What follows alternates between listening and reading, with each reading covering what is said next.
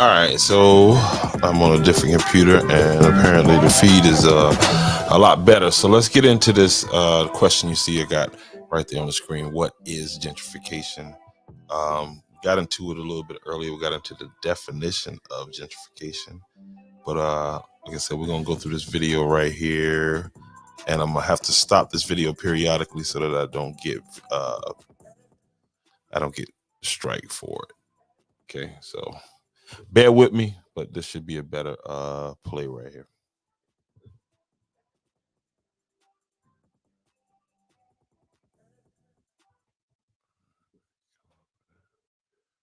Oh shit, I know what I gotta do here. My bad.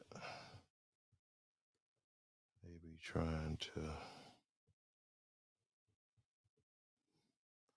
pull a little slick thing they be doing on me. All right, so let's get into this video real fast. Put that right there. Put me right there.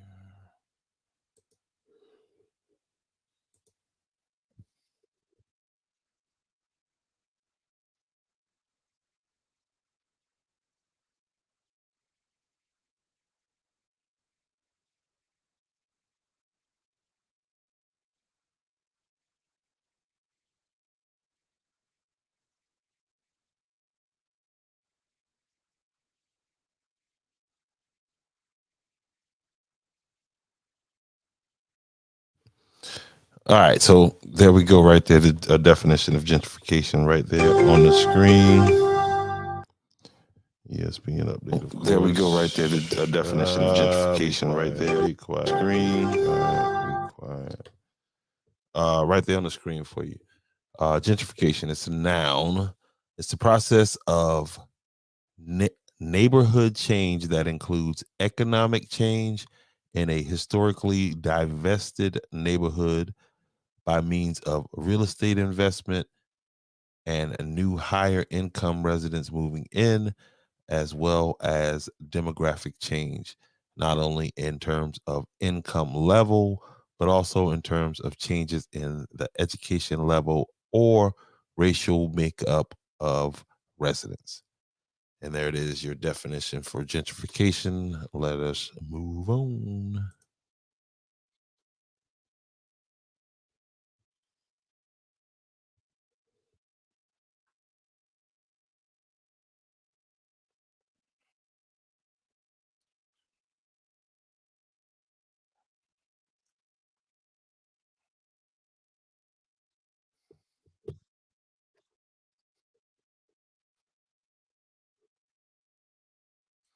All right, that is key.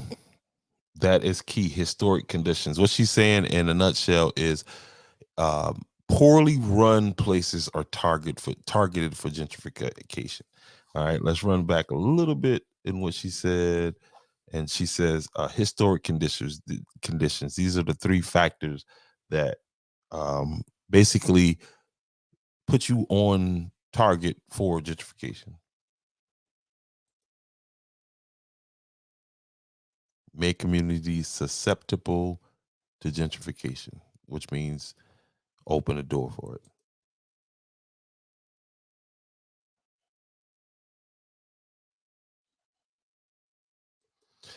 Investment and disinvestment patterns. You can look at the town of Andrews and you can tell by downtown that those people who had that property stopped investing in that property a long time ago. You can tell that the money of Andrews pretty much took its hands off of Andrews a lot of years ago, opening the door to what we're talking about right now, which is gentrification.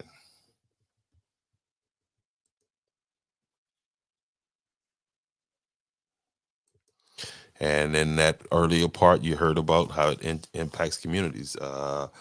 Basically, pushes out the poor and moves in the rich.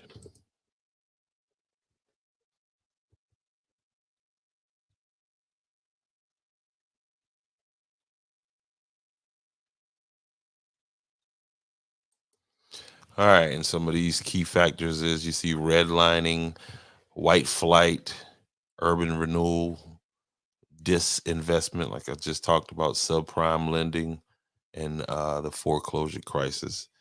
Uh, and gerrymandering, and this is one of the ways that they redistrict and realign the districts in your county, uh, racially. Andrews is divided. Georgetown County is divided racially by the race of the council people that represent the particular districts.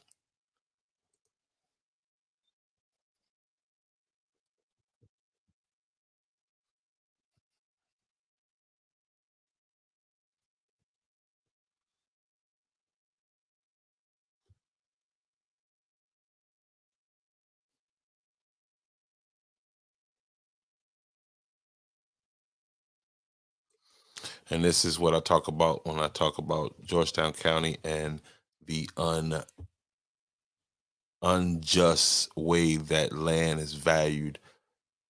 County land is valued as opposed to the town of Andrews's land, um, through this practice right here of redlining.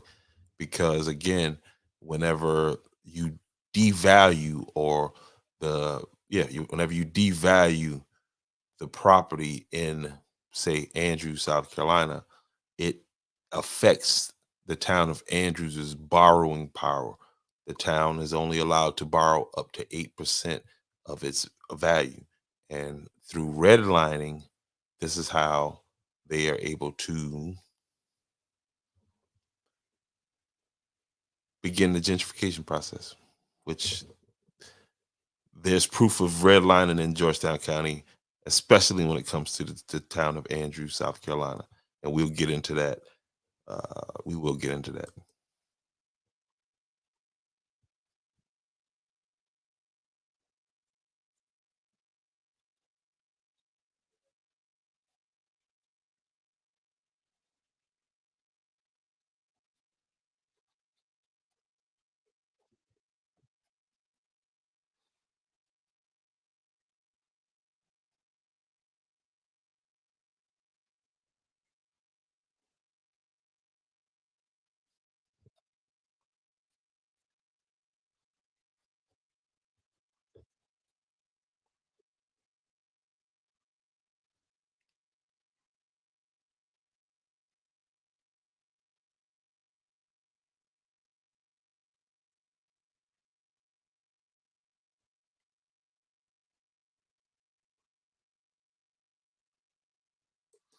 And these things happen, they don't just happen immediately, they happen over a period of time.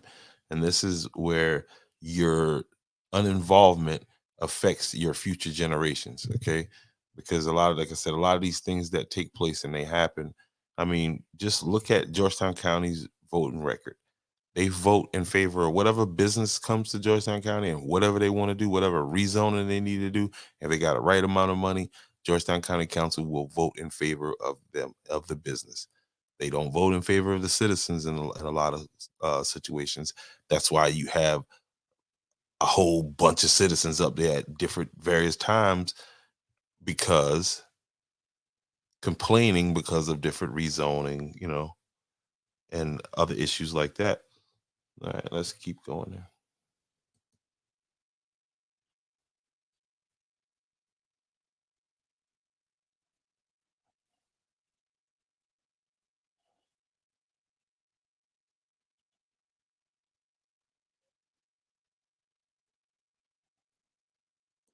Hey, and if you poor and you white, I'm talking to you too. They keep this lady here keep talking about persons of color and all this here, because this ain't got nothing to do with no persons of color. This has got to do with low income. In the case of Andrew, South Carolina, we talking about, and I'm referring to the Blighted Houses Program Act.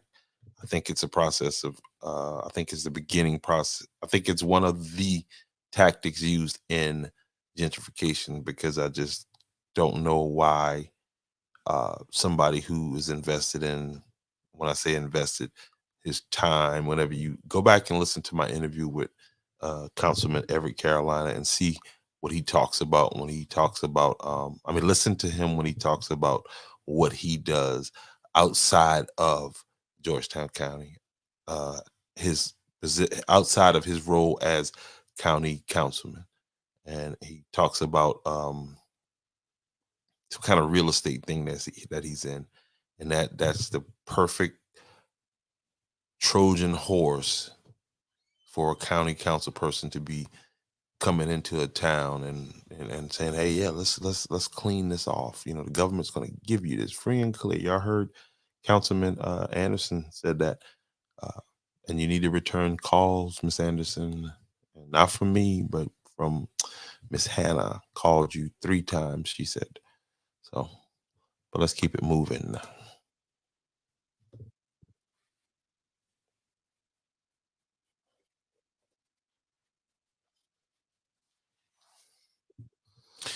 I.e., the Black River Initiative.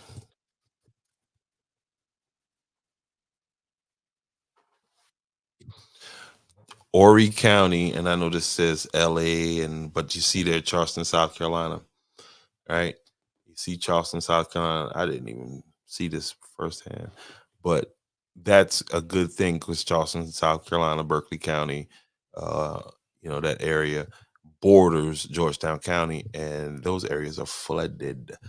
Horry County. If any of you ever, last time you've been up to Georgetown, excuse me, Horry County toward the beach, there's not a piece of land that they don't seem like they have their eyes on to ready to rezone it to build housing or whatever because these people are moving this way.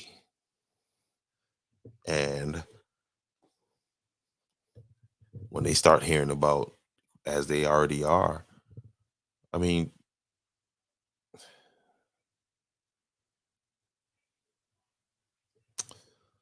let's go.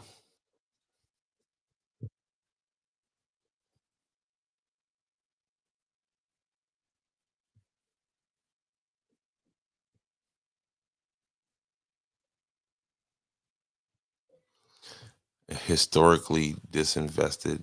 They looking in poor black communities. They look at these they look at these numbers, right? And they see, okay, well, this population is pretty much dying off. Okay.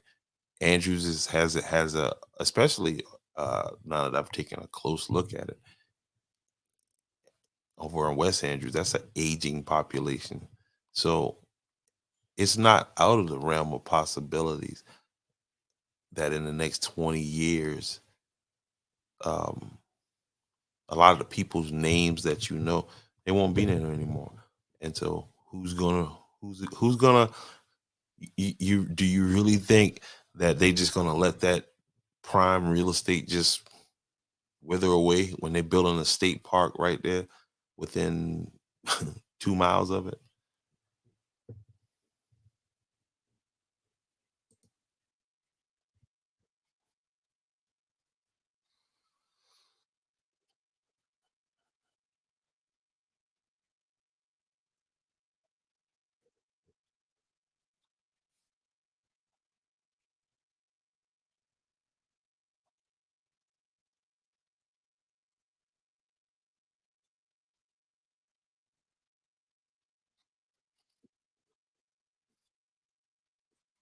And to draw in newcomers. So that's what the Blighted Houses program to me seems like, because I still haven't gotten the answer as to, and again, I've been invited to their next meeting. Um, I still haven't been given the answer as to what is the plan after. Okay, so let's just say, hypothetically speaking, these people agree to whatever they got to agree to get this done. Okay, and everything goes well, and now they got this cleaned off property. Then what? What's the next move for that person? Because they didn't have the money to afford to clean it off. So, or is there a program where they're going to help them rebuild these properties that these people that they want to help them clean up? And maybe there is. Maybe somebody can tell me there is, and I'll bring it to you as soon as I know. But let's just keep on this gentrification path right now.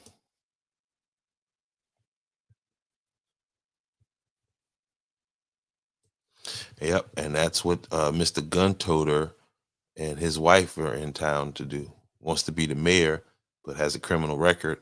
That I am. I've gotten it. Somebody sent it to me, but I need to vet it before I share it with you guys because um, I think I'm being trolled sometimes, and I'm not sure if I'm being trolled. So, but I don't see the guy who sent me the information. I think he's a solid dude. But yeah, there's a guy who's running around with the cleanup, like he's doing cleanup. He came out and supposedly helped us. Was supposed to be helping with the gun violence program, but yeah. So told me he played for Boise State. I'm like, damn, that's a big lie right there now. Because if you played for Boise State, it'd be easy, quite easy to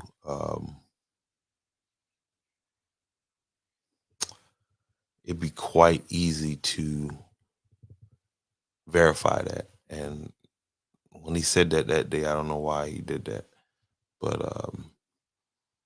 I guess he thought he could use me as to score political points to get his way in as a way in, and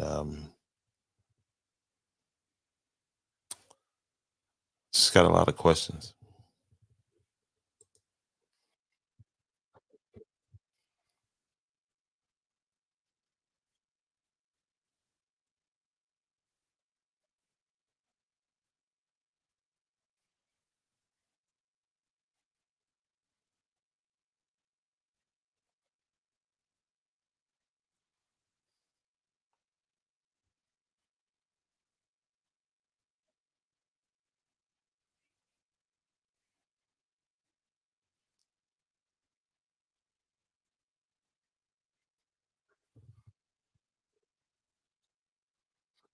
And that's what happens when the tax thing increases. The tax basis increases in the area when they come in and they bring in all this new stuff. Um, what she said is very, very key and something that you need to be cautious of. Again, I seen this in Brooklyn. I seen this in parts of Columbia, Charleston. So seen it.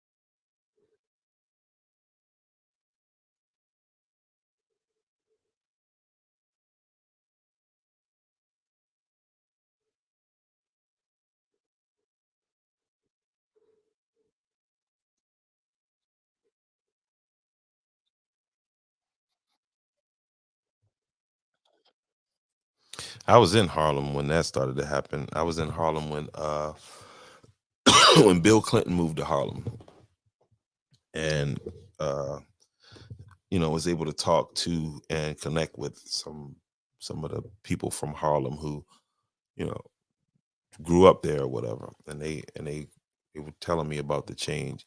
And that conversation, those conversations are just more relevant right now as to it's kind of like, and now I understand why I heard those conversations because I remember back then some damn justification. I don't care about that, man. I'm from Andrews.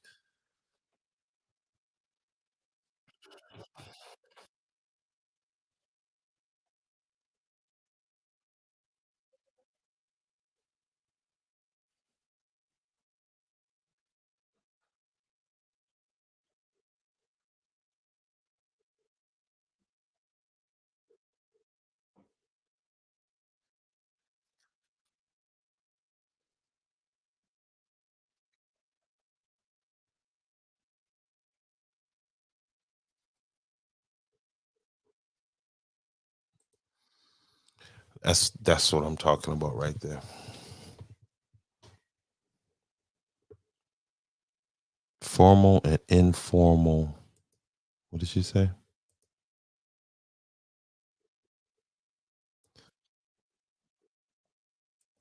And that's what I want to know. What kind of tools, once we make everything beautiful, what kind of tools are there to protect these people? And what I mean protect these people is protect them from poachers, protect them from people who are going to take advantage of the fact that they don't have a lot of money and offer them what seems like a lot of money. It's happened before. This is not, it's happened before. So it's the reason why we study history, so that we don't repeat things and we make sure we do things, you know, because good intentions pave the road to hell a lot.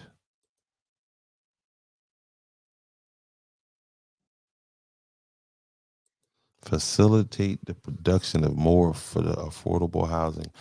Georgetown County is currently in a lawsuit, one of many lawsuits against Georgetown County, that is for that exact thing, because Georgetown County does not provide affordable housing for residents. And this would be a great opportunity for Georgetown County to say, okay, no problem. Once these people get this land cleaned off, we're going to support the rebuilding of these low income housing people so that we can keep this community intact moving forward as it, so that the people who've lived in this community forever and ever can enjoy the fruits of all this beautiful stuff that's getting ready to come. Curious. Curious.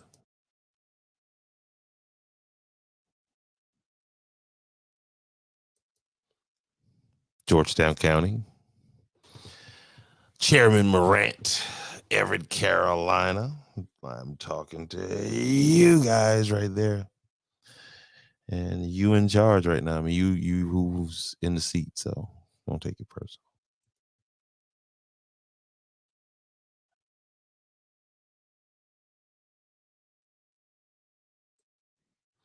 And that's what this backdrop is about. What she just said. Let's go back over that one more time.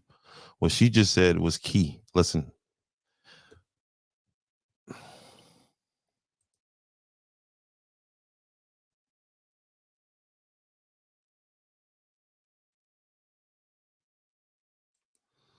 And the three strategies is, let me run that back again, because that is when I'm asking these council people these questions and they getting all bent out of shape. Um,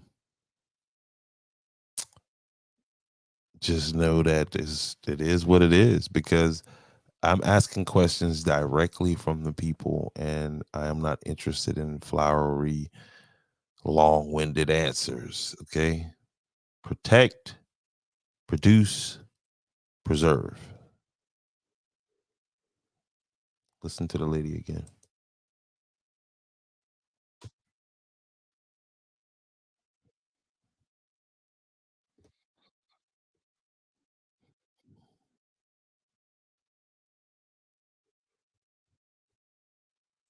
So that everyone can benefit from these things.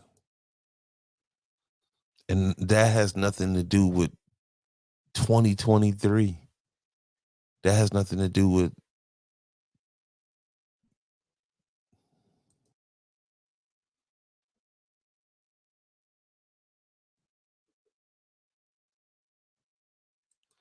so there you go. Shout out to the makers of that, produced by UC Berkeley, um, and all that good stuff.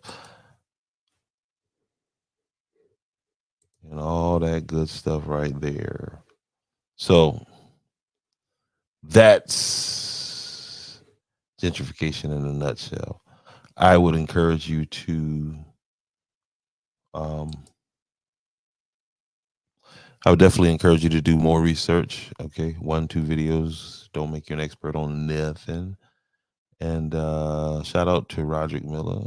Shout out to Miss Hunt. Uh, I got that schedule somewhere, Miss Hunt, with the where the next when the next Georgetown County Council meeting is.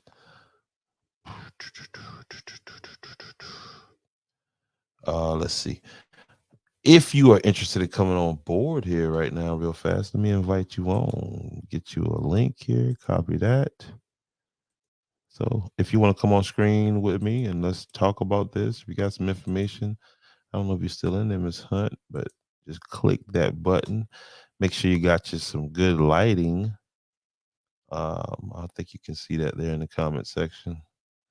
Make sure you got some good lights, a little bit of lighting, and come on and let's talk about it.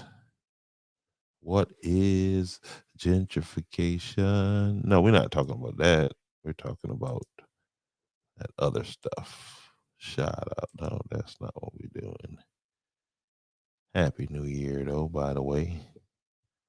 By the way, Happy New Year.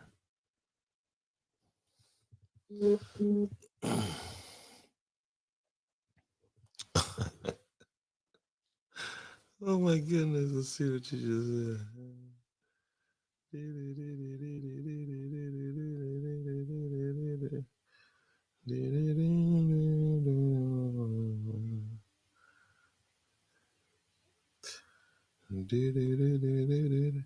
Got another 5-star rating today. That's all good. Love them 5 stars now. I love them 5 stars. I love them 5 stars. Okay, that'll work.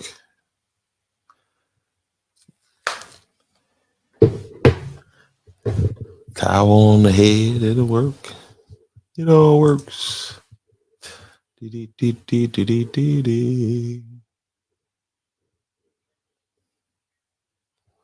Yeah, again, the answer. So I asked the folks over at Town Hall about the dog shelter thing and what could be done, and um, about the $75,000 that the that's required for Andrews to pay annually, that it does not pay. And the reason why is because where is this $75,000 going to come from? Now, what the citizens could do is get together and request that the town come up with a special tax, and that way they can come up with that $75,000. That would mean increased taxes for the residents of Andrews, but that would definitely take care of the situation. That would help. Uh, that's the one solution that,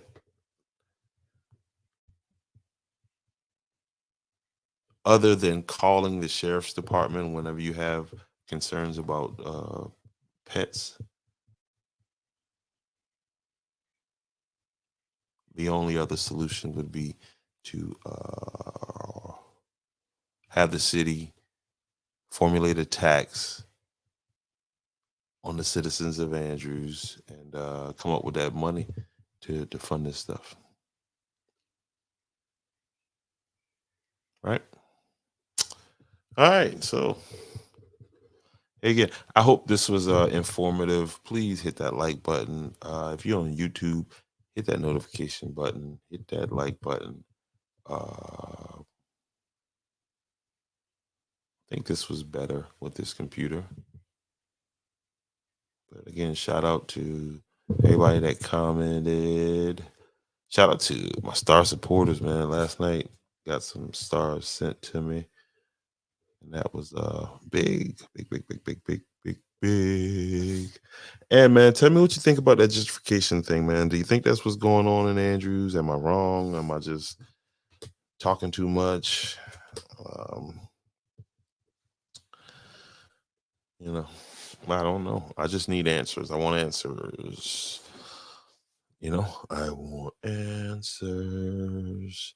Again, shout out to Mr. Carolina, for coming and being part of the show tonight. Y'all see him right there. There he is. Y'all see my brother, Mr. Carolina. What's up, Hey? What's up, Everett? All right. Y'all see him over there? Right there. There he is. Chilling with the tracksuit on.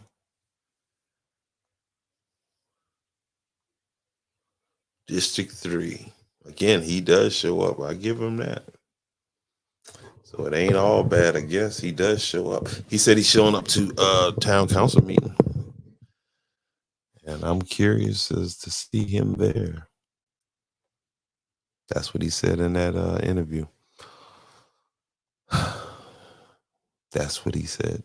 Now, he did not return the phone calls because he was supposed to be a part of this thing, but he did not return the phone calls. I got the flyer set up, I got the match set up, and Mr. Carolina, answer, baby, answer the phone. Y'all see it right there. We just need a because we want to have an open discussion because a lot of things that you said in that interview that we did have been challenged when it comes to the truthfulness of it. Let's just be quite frank. No pun intended, of course. Um, when it comes to the accommodation tax, because that tactic that you pulled was, but like you said, you're doing everything you can do to make sure that the mayor succeeds. Well, return his phone call and show up for this discussion. We're not even gonna call it a debate for this discussion, and so we can get a straightening on what's going on. That's all. It's just the people want to know because you said that Andrews had never filed for the accommodation tax, and then I was sent some information that says that they did numerous years. So then you probably say, "Well, I wasn't there then." Okay, that's fine too, sir. My compadre, that's fine too. So, but I'm looking forward to seeing you at the Blighted House program. Meeting. And I haven't been able to find the legislation on that because usually, like when it's an act, some kind of federal act, you can Google it. You know what I mean? You can Google the name of the act, and so maybe I don't have the name. It's hunt. Maybe you can put the exact name on there so that I can share that information about um, what the legislation governing this blighted houses program is. Because all I've been finding is stuff from different cities, and there's been, these are years. I've seen one case up in Pittsburgh where over 9 years, none of the blighted houses had been moved. And then in another case, the other city, 12,000 houses had been moved. And I think in the case of Andrews, I know from what I heard, they've said they've been up to like 40 something houses at this point. But again, I'm just curious as to see where this goes and how this plays out. You know what I mean, man? So,